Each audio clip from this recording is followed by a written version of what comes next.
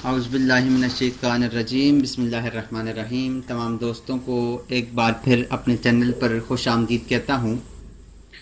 Dear students, आज की इस क्लास में हम सीखेंगे मॉडिफाई मेन्यू में से मूव कमांड को, कि हम मूव कमांड किस तरह से यूज़ करते हैं।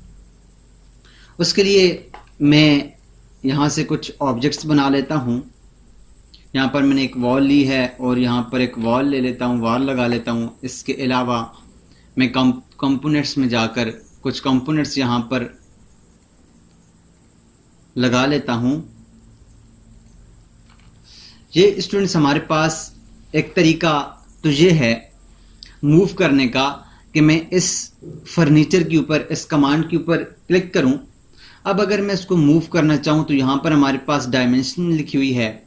यहाँ से मैं डायमेंशन लगाकर, जैसे 19 फिट है, मैं इसको 15 फिट कर दूं तो ये मूव होकर उस साइड पर 15 फिट पे चला जाएगा। अगर मैं इसको ऊपर की तरफ मूव करना चाहता हूँ तो यहाँ से मैं इसको मूव कर सकता हूँ। 10 फिट लिखता हूँ तो ये ऊपर की तरफ मूव हो जाएगा। तो इस तरह से हम इसको मूव कर सकते हैं। इसका दूसरा तरीका ये है कि हम इसको सिलेक्ट करके एरो का जो की होता है, एरो का जिसको स्क्रॉल की होते हैं, 4 keys left right up down keyboard के ऊपर, उनको यूज करके हम इसको लेफ्ट राइट अप डाउन कर सकते हैं। तो इस तरह से भी हम किसी ऑब्जेक्ट को मूव कर सकते हैं। और इसका जो तीसरा तरीका है वो ये है कि हम मॉडिफाई मेन्यू में जाएं और यहाँ से मूव के ऊपर क्लिक करें। मूव के ऊपर क्लिक करेंगे तो हमारे पास, जब हम इसको यहाँ से क्लिक करेंगे तो उसके बाद वो हमें कहेगा कोई एक पिक पॉइंट लें। हम कोई एक पिक पॉइंट लेंगे और उसको मूव करके हम उस साइड पर आगे की तरफ लेफ्ट राइट रख सकते हैं।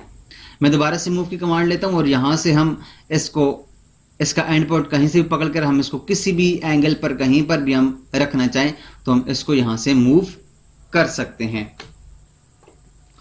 इसके अलावा इसके अंदर स्टूडेंट्स एक और जो फंक्शन है मूव का, मूव के अंदर जाएंगे।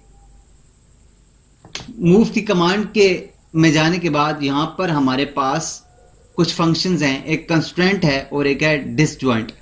कंस्ट्रेंट क्या है?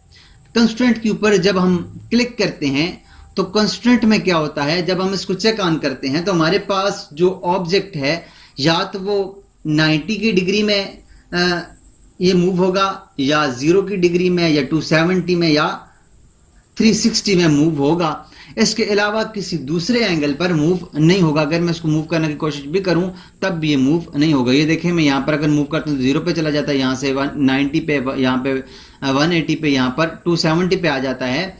हमारे पास बकाया किसी और एंगल पर मूव नहीं होता। यहाँ से कंस्ट्रेंट को हम ऑन करेंगे तो हम किसी भी एंगल के ऊपर, 0 हो, 90 हो, 180 हो या 270 हो, उसके ऊपर हम मूव कर सकते हैं। जब हम यहाँ से कंस्ट्रेंट को ख़त्म करते हैं, मैं इसको सिलेक्ट करता हूँ और मूव कमांड लेता हूँ, कंस्ट्रेंट को ख़त्म करते हैं, तो अब इसको सिलेक्ट करके हम किसी भी एंगल में, ये देखें तो हम किसी भी एंगल में इसको मूव करके रख सकते हैं।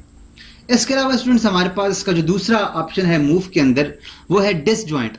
डिसजॉइंट क्या है? मिसाल के तौर पर मैं यहाँ से इस ऑब्जेक्ट को मूव करता हूँ, यहाँ से इस लाइन को मूव करता हूँ आगे की तरफ, तो आप देखिए हमारे पास जब इसको मैं मूव करूंगा तो हमारे पास ये लाइन मूव होगी। साथ में ये वाली जो दूसरी लाइन है, जो हॉरिजॉन्टली लाइन है, ये इसके साथ ज्वाइंट रहेगी। ये खुद ही एक्सटेंड होकर आगे इसके साथ बढ़ जाएगी। अगर मैं इसको मूव करके, अगर मैं इसको यहां से मूव करता हूं, यहां से मूव करूं, इस साइड पे मूव करता हूं, तो ये देखिए हमारे पास इसके साथ ये लाइन भी कम हो गई है।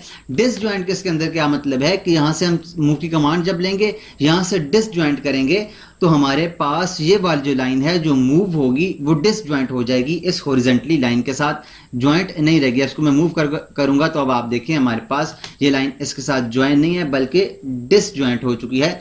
तो इस तरह से हम अपने किसी भी ऑब्जेक्ट को मूव कर सकते हैं इन मुख्तलिफ तरीकों से। तो उम्मीद करता हूं आपको रिविट के अंदर मूव की कमांड की समझ आई होगी। अगर समझ आई है तो काइंडली हमारे इस चैनल को सब्सक्राइब कर लें अगर आपने सब्सक्राइब नहीं किया, और इसे अपने दोस्तों के साथ भी शेयर करें और इस वीडियो को लाइक भी करें और शेयर भी करें अपने दोस्तों के साथ। मिलते हैं नेक्स्ट क्लास में, तब तक अपना और अपने इर्द गिर्द के लोगों का ख्याल रखिएगा। अल्लाह नेगहबान।